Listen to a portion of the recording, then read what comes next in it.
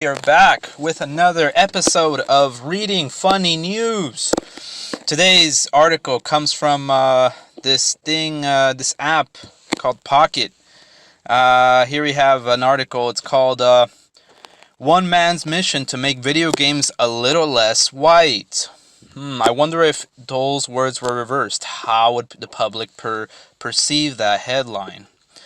Evan Narcisse isn't a household name, but his work is seen by millions. Let's read this. Says it's a 10-minute read, so it's going to be a one long-ass article. Alright, here we are on the website called Mother Jones. Mother Jones, so I'm assuming this is a website for brothers, you know. Mary Kang.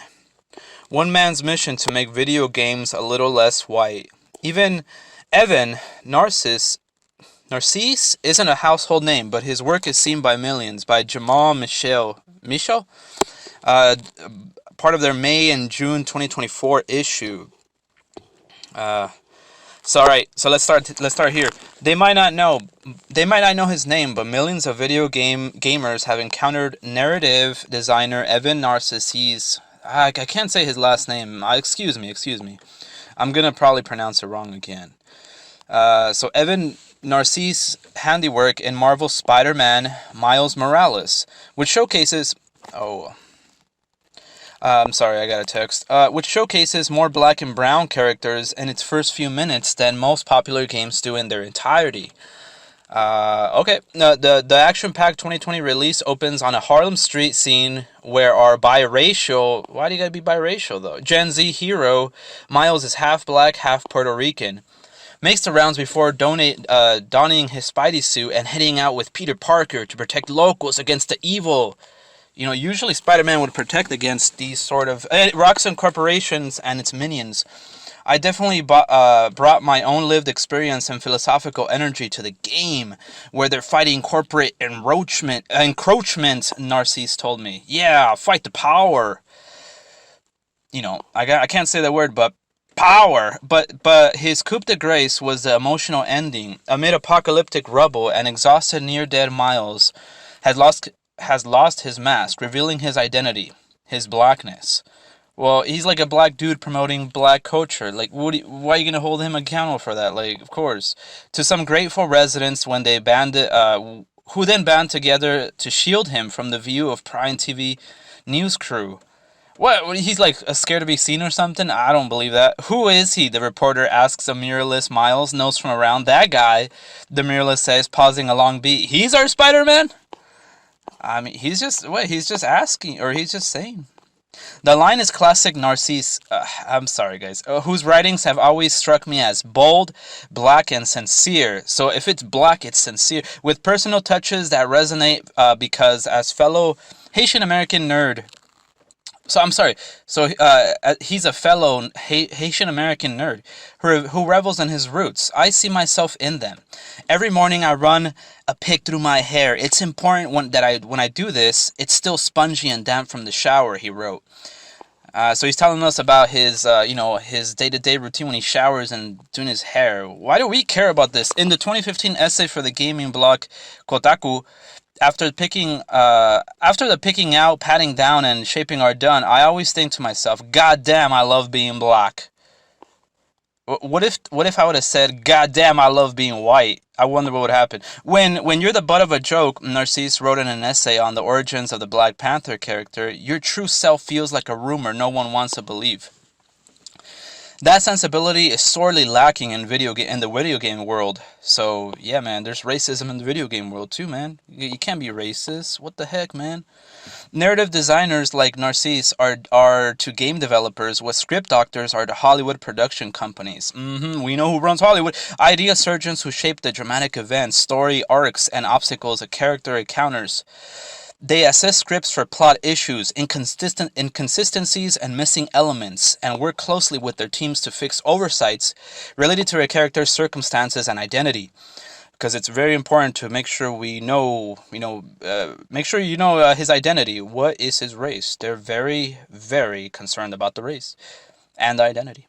Yeah, within this massive global industry, despite its incredibly diverse customer base, these storytellers and developers, the most people responsible for the settings, plots, and character details of the mainstream titles, remain predominantly white and male.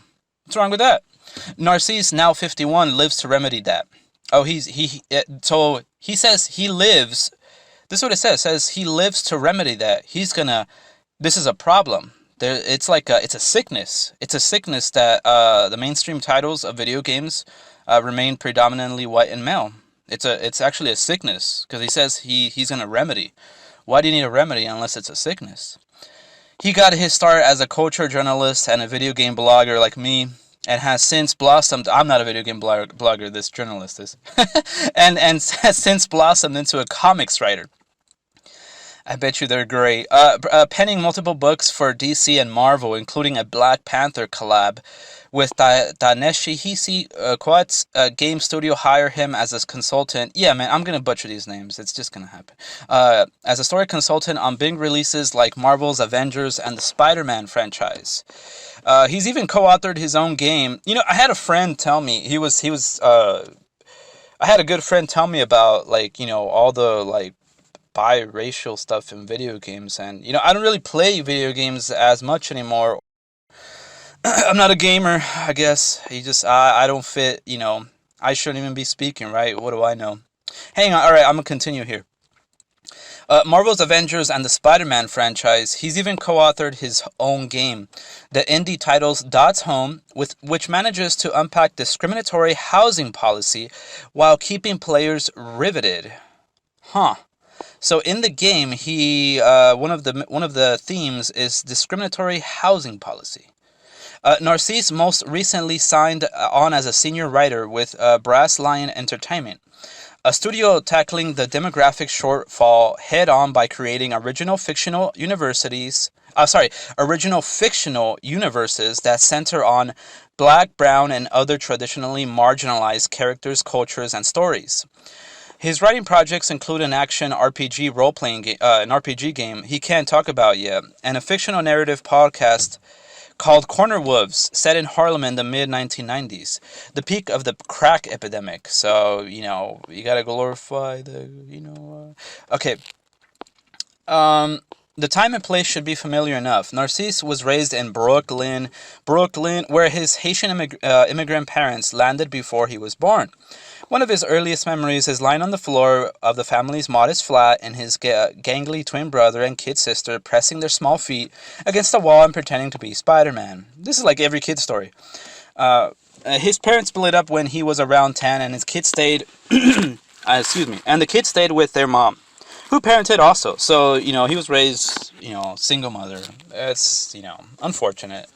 Narcisse studied political science at New York University, tacking on journalism as a double major after taking just some credits, a course called Minorities in the Media. They have a course called Minorities in the Media at NYU, whose professor would become one of his first mentors. He's like, yeah, you really can't write your name. You have a talent, Narcisse recalls. Another big influence is personal hero Dwayne McDuff, the late Milestone Media co-founder and comic writer whom Narcisse interviewed for The Atlantic in 2010. I'm conscious of race whenever I'm writing.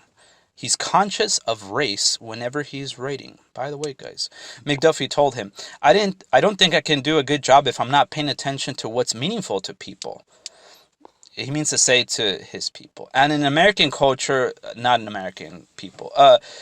Because, he's fine. Everyone's fine to celebrate their own culture.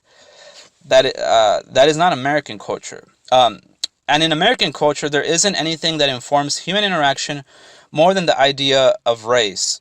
Can you guys comment on you guys can leave comments below. I don't know if I agree with that. America's nearly 200 billion gaming industry must have missed a memo. I first met Narcisse in 2021 while reporting on the scarcity of meaningful Black characters in the games I was playing and covering. No surprise, it's a video game, guys. Don't get all wound up about a video game, In a survey by the International Game Developers Association that year, only 4% of the respondents identified as black. You can't force someone into a career, if you don't like it. Like, that's what it is, man. That was double the number from a similar IGDA survey done 16 years earlier. But it still indicated glacial progress, especially given that in 2018, Nielsen poll 73% of African American ages 13 and older identified as gamers. Yeah, I mean, you can be a gamer and not be like a gamer that makes video games. That's two different things, my man, my brother. While only 66% of all 13 and up respondents did, and yet those numbers don't mean anything to me. Narcisse and I bonded over the frustrations of navigating digital spaces that don't recognize or respect you. So now we're disrespecting you if we don't showcase you. Companies that won't hire you. Why won't they hire you, bro? And editors who discourage writers from exploring America's profound history of racism. There it is. Mic drop. There it is. It always leads to that. Like, guilty. Woe is me. Here is the guilt, the shame. Yeah, aren't you shameful of your ancestors? This is a guilt tripping. This is what's called as a guilt trip. Yes, so I was expecting this. I knew I was expecting this, but I'm gonna keep reading nonetheless. Okay, here we go. Tracing that racism through video game history would be easy enough. Oh, tracing that racism through video game history would be easy enough. I've never heard of this, guys. Please inform me. I've never heard of racist video game. One need only look at the online lobbies. Yeah, they're kids. They're teenagers. Just have you ever been to a high school or middle school? Listen to what they say in lunch.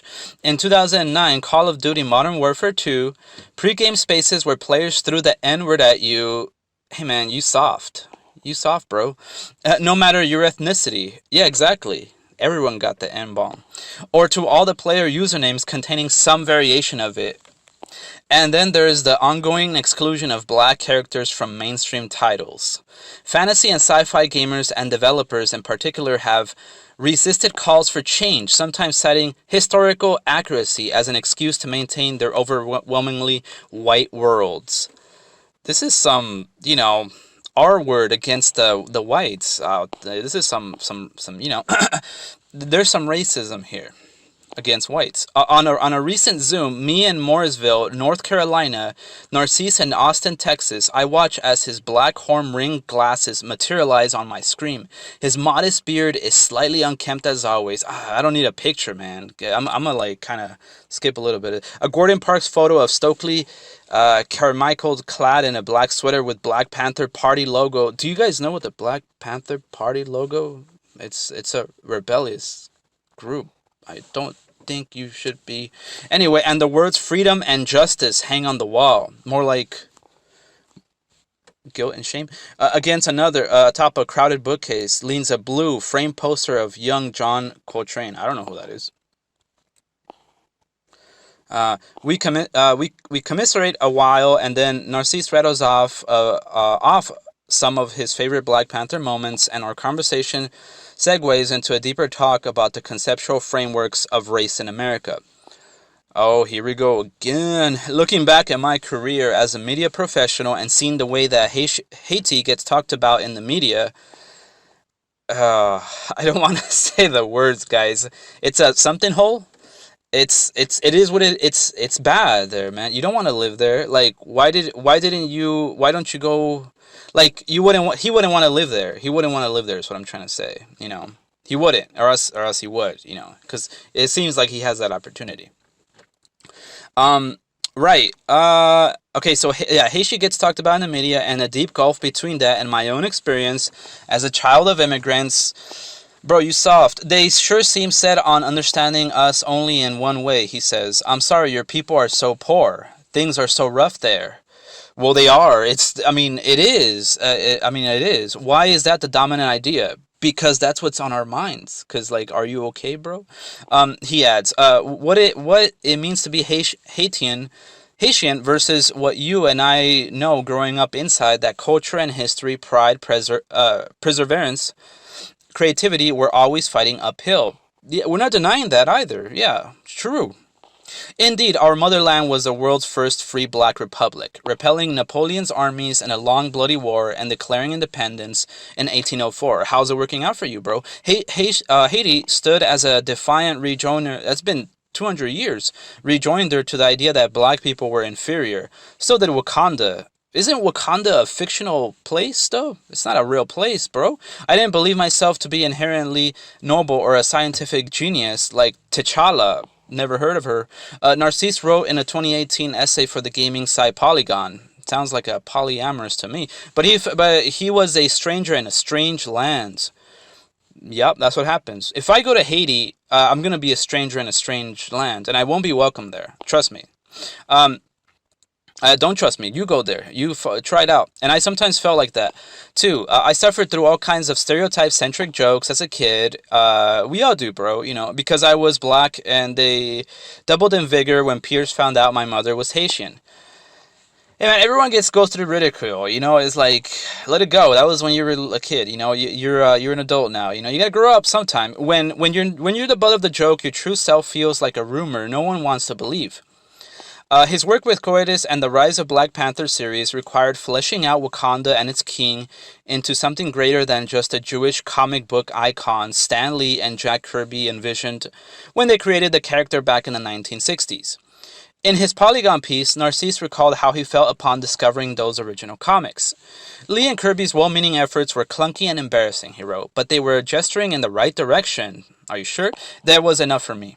Yes, making the fictional African nation of Wakanda, of course, it's a fictional nation. The world's most scientifically advanced culture flipped the stereotype of black poverty on its head. So by coming up with a fictional place, now we showed them that we can as well prosper as a nation. You had to come up with a fake story and a fictional place in order for you to feel like you had a victory. Okay? But Kirby and Lee's version also relied on tropes and outdated notions of black excellence. Show me one example. Kirby's initial hero character was called Coal Tiger, and Lee had suggested putting Wakanda underground to thwart discovery, a ham-fisted reference to slavery. Both ideas were nixed, thankfully. Instead, Wakanda isolated itself with futuristic technology, which afforded protection but cut it off from potential allies. This tension weighs heavily by T'Challa and the reimagining by Narcisse and Coates, who brought to the table a deeper exploration of the hero's inner life and family relationships, and what it means to wield such power. So he can only hope and just dream of power that he can never have. It was Coetus' book editor at Penguin Random House who pointed him towards Narcisse. I feel like we always had been circling each other, Coetus told me, and the Panther collab, Narcisse was just critical, he says.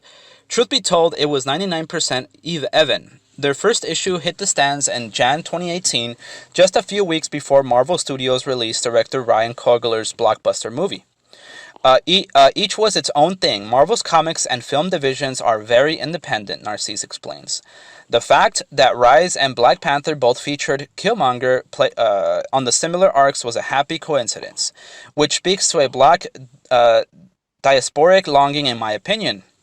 In any case, particularly overnight, an entire nation was talking about a fake city called Wakanda and its heroes, and fake people too. And boy, did we need heroes. My interactions with Narcisse have often oscillated between trading career advice and talking about how...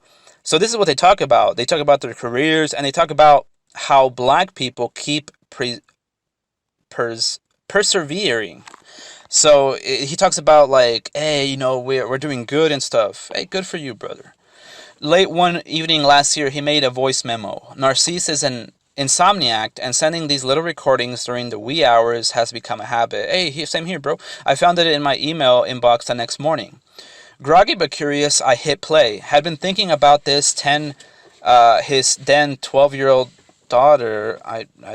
Okay, who is growing up to be such a beautiful, smart, funny, weird kind of human being, he said. And I'm thinking, okay, so he's talking about his daughter. And I'm thinking how I can grow into the kind of father that she needs, that she deserves. Just be there for her, bro. How can I shape that world into something that deserves her, that she can find a place in? Oh, the same yearning permeates his career. Jason Schreier, Jason Schreier, a Bloomberg gaming reporter,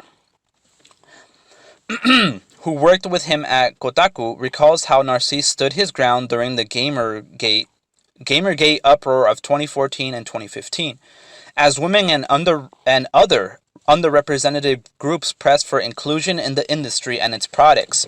Right-wing gamers launched a backlash, swamping online message boards and chat lobbies with racist and misogynistic sentiments. Hey, you want free speech or no? It's yes or no. A year-long stew of hate. Guys, what is hate? You know, like, hate is hate. I think hate is physical violence against someone.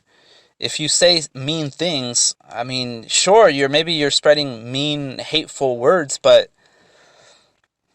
I think if you're a big enough deal, you're gonna get critique. You're gonna get critiqued by other people, and you're gonna get name calling. I'm sure people will name call me. It's part of the process. Deal with it. A year-long stew of hate that helped give rise to the alt-right, whether fighting trolls in the Kotaku comments section or skillfully disemboweling Twitter idiots. Idiots. Narcisse wasn't afraid to jump into the fray. His writing talent and fortitude in the face of Gamergate, I'm not racist, but type of commenters were both impressive, Schreier says. I'm just going to leave that alone. I always appreciated his rock-solid composure.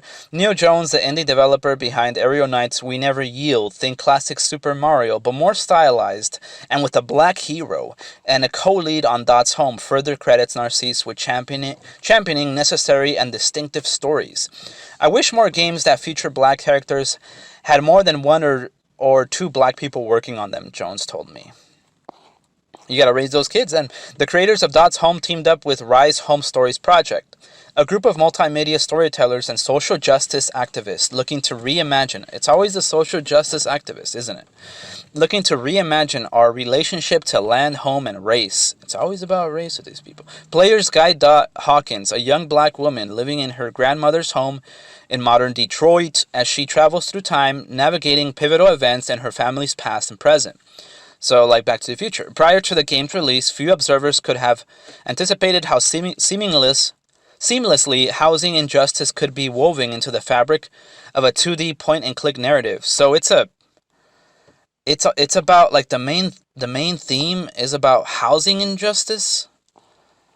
Oh my goodness. Dot's Home earned multiple plaudits, including Game of the Year. I've never played it. And Best Narrative I'm not a gamer though, right? And Best Narrative in the 2022 Games of Change Awards. They have a Games for Change Awards, and has been adapted into theatrical production that premiered in Detroit last year.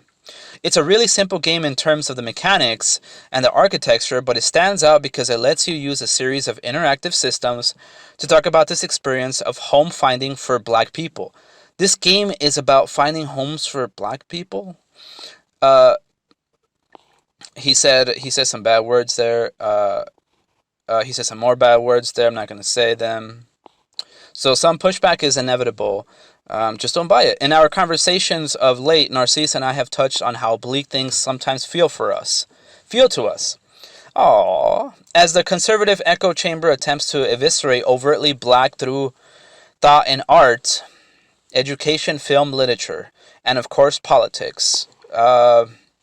If it's trash, I'll throw it away. Narcisse had reflected on these feelings of his insomnia-induced voice memo. I was thinking about a friend of mine who was delivered a pretty significant heartbreak on a big project, he said. Pillows rustling in the background, and he's come to realize that the point was to try. I guess to not give up, to not give in to cynicism or hopelessness. You know, you can find meaning in the work, Narcisse added, and concluding his recording. And I guess that's just what I'm trying to do. All right, so yeah, that was a very interesting article. Like I said, I like to read interesting articles. Sometimes I like to read funny articles. I don't know. Can you give? I would like to see like maybe like a rating. Like, is this more towards interesting or more towards funny meter? Maybe like 0 is like super funny, and then like 10 is like interesting. I don't know about that scale. I don't know about that scale either. So yeah, this is an interesting read. Yeah. All right, guys. That was it for this article. We'll move on to the next one tomorrow. Goodbye.